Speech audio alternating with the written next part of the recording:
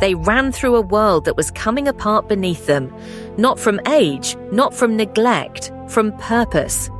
The seed had been waiting 8,000 years for someone to make this mistake, and now it was waking up, and the Warrens of Dust were paying the price.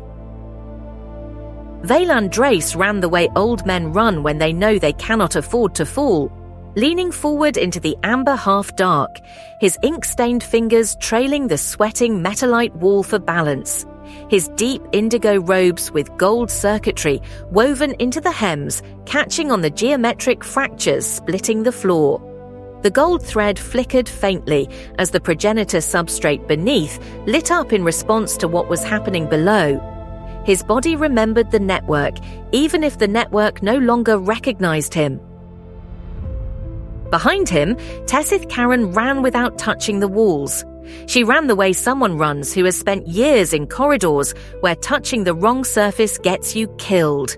Precise, conserving nothing, her auburn braids snapping behind her, her grey-blue eyes reading the ceiling for the next collapse before it came. The leather-bound notation tablet at her belt swung with each stride. She had not told him yet what was in it. The ceiling came down 20 meters ahead of them, a slab of metallite the width of 2 bodies, tilting and wedging against the opposite wall, leaving a gap just large enough for a person who was not afraid of the dark, and the narrowness and the sound of the rock still moving. Veylan stopped. He looked at the gap. He looked at his hands. Tessith did not stop.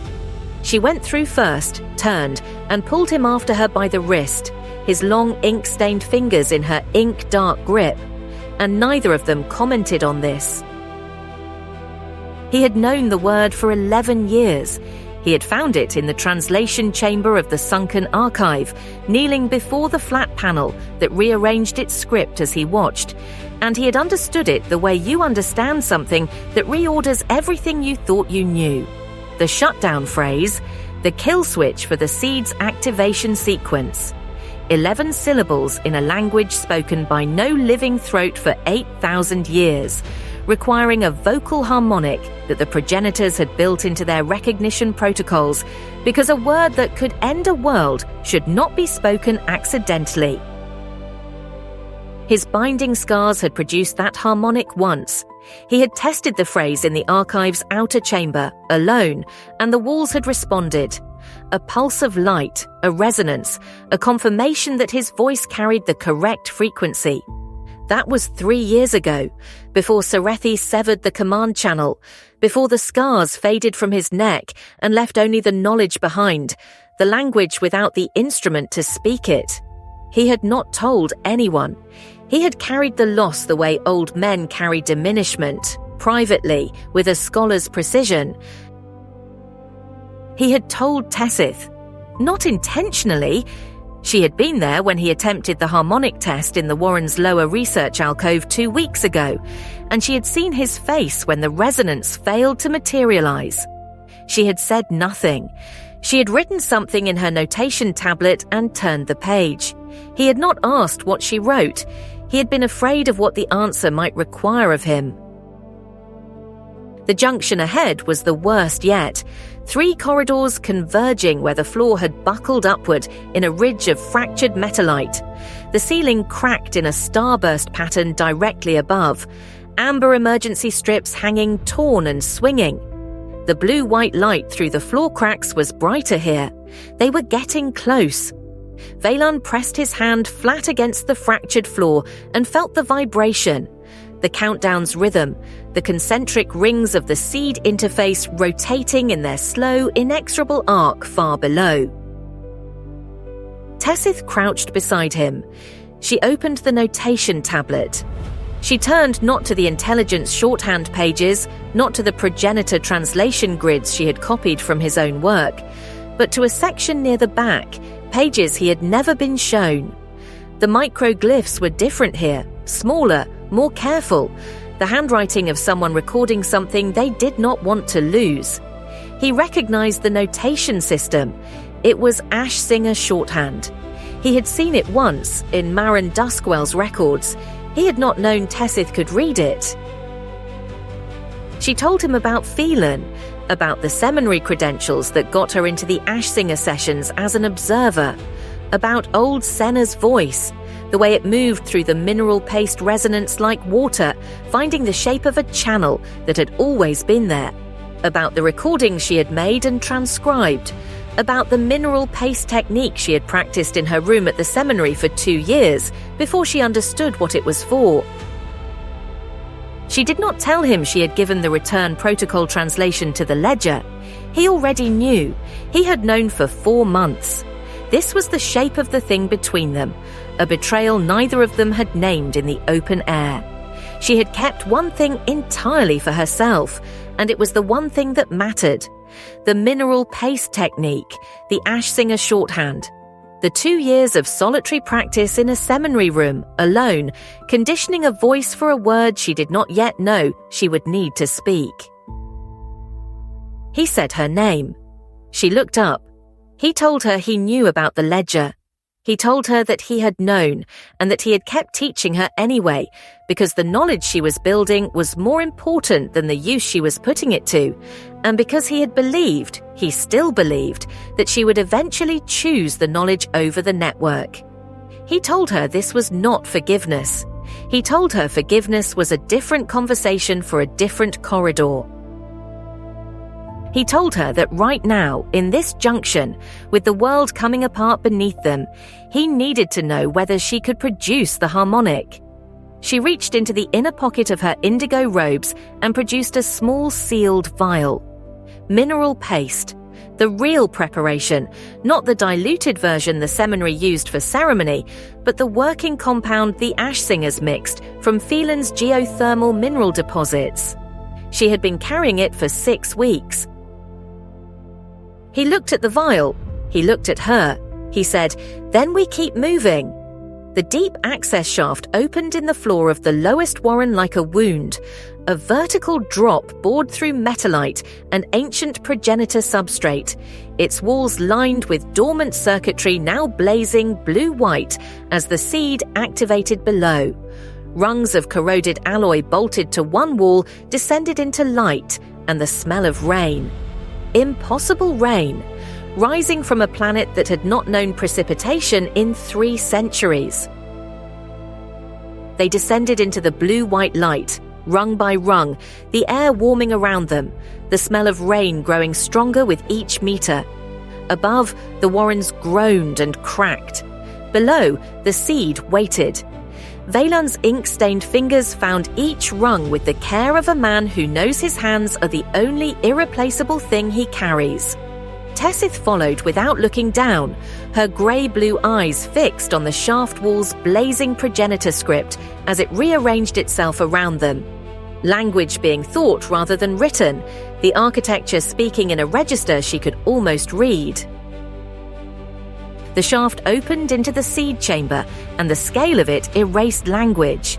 Kilometers of spherical dark progenitor material, veined with blue-white light along geometric seams.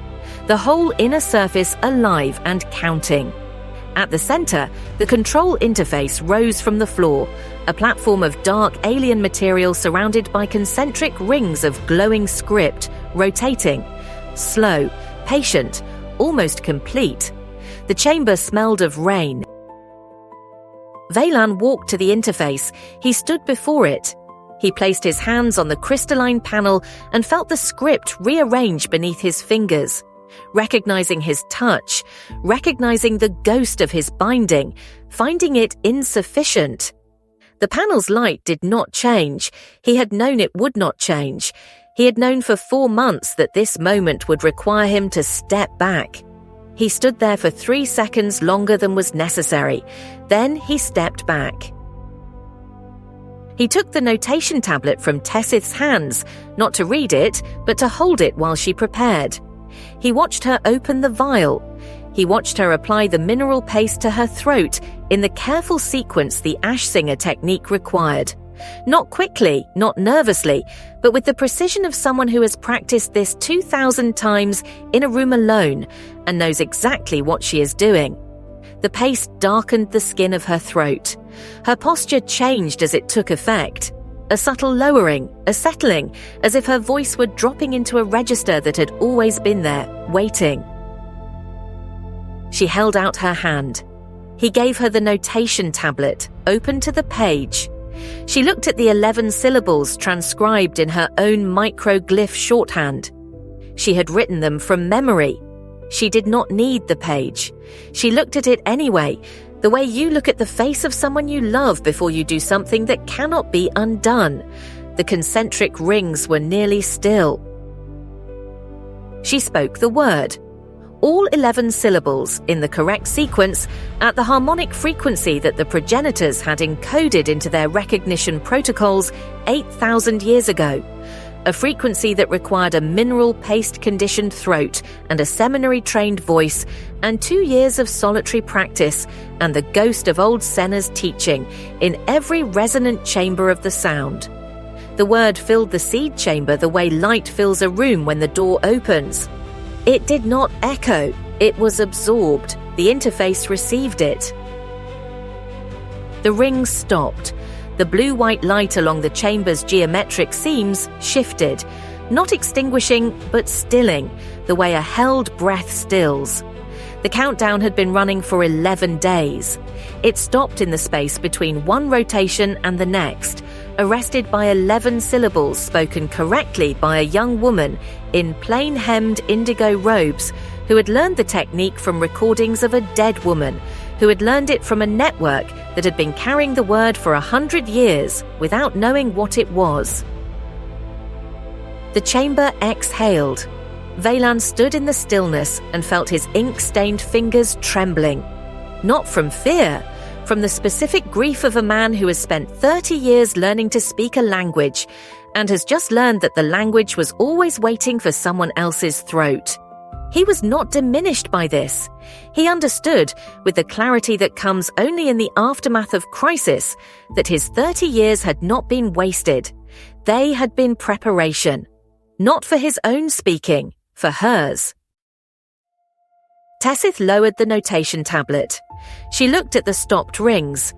She looked at her hands. The mineral paste was drying on her throat, darkening to the same near black it had been in the deep creases of Marin Duskwell's palms. The residue of a craft that left its mark permanently, that said, "I did this, I was here, this passed through me." From the deep access shaft above them, a sound neither of them had expected. Water. Not the chemical condensation that sweated from the warren's walls. Not the recycled moisture of the habitat systems. Rain. The seed's restorative pulse, arrested mid-sequence, had already altered the water table deep enough that the first moisture was finding its way down through the metallite. Dust was remembering something. Not yet a world, not yet spring, but the first syllable of it. Veylan looked up at the shaft. He looked at Tessith. He said nothing. There was nothing that needed to be said that the word had not already said. She had spoken it once. That was enough. That had always been enough. The last progenitor who built this door had known, 8,000 years ago, that the person who would eventually stand here would not be a sovereign, not a bound conduit, not a bloodline heir, would be someone who had learned the language because they loved it, who had practiced the technique because she could not stop, who had carried the word in a notation tablet scratched with her own shorthand through betrayals and warrens and the smell of a world beginning to breathe. The last progenitor had built this door for someone exactly like her, not the heir, not the sovereign, not the bound. The student, the one who stayed after the lesson ended and kept writing. They climbed back up through the shaft. Above them, through the fractures in the metallite, the first drops of water were falling on the rust-orange surface of dust. A planet that had not known rain in 3 centuries, beginning slowly, improbably, to remember what it was to be alive. The warrens had stopped collapsing. The geometry of the cracks in the floor no longer spread. Somewhere below, in the vast blue-white dark, the seed held its breath and waited for the people standing on its bones to decide what it would become.